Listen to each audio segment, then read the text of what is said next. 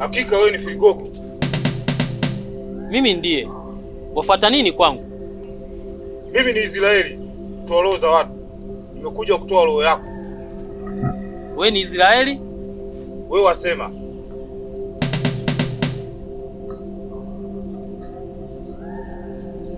Ya kupaswa unipe muda nipate hata dakika moja ya kusujudu na kumwomba Mungu aweze kunisamehe dhambi zangu, maana sijapata hata muda hata sekunde ya kwenda msikitini wala kanisani.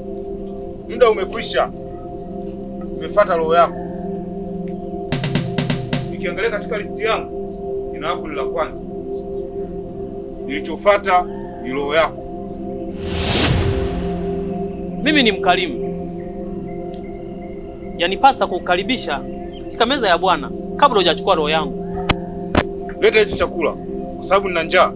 Nipatie hicho chakula. Mtume, kumekatazwa. Unasikia?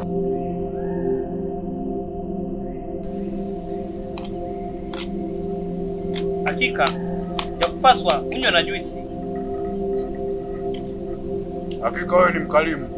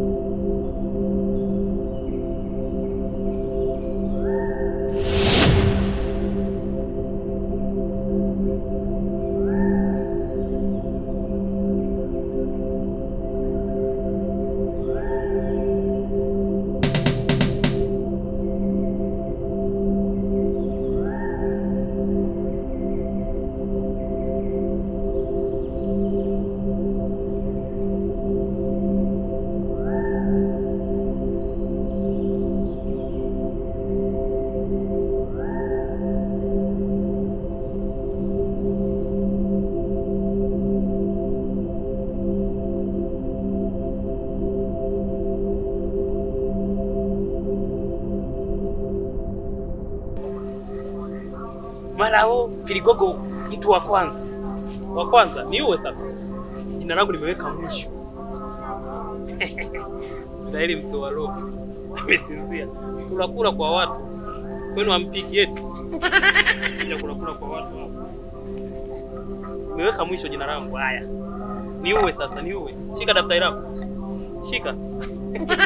Amesinzia. Sifi. Jina langu nimeweka mwishoni.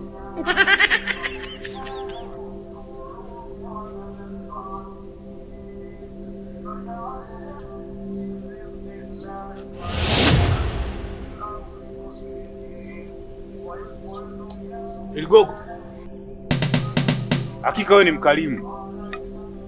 Kwa kuwa jina lako ni la kwanza, inabidi nianze na wa mwisho. Anza na wa kwanza. Hapana, wewe ni mkarimu. Inabidi nianze na mtu wa mwisho. Wewe ni mkarimu mno. Anza na wa kwanza.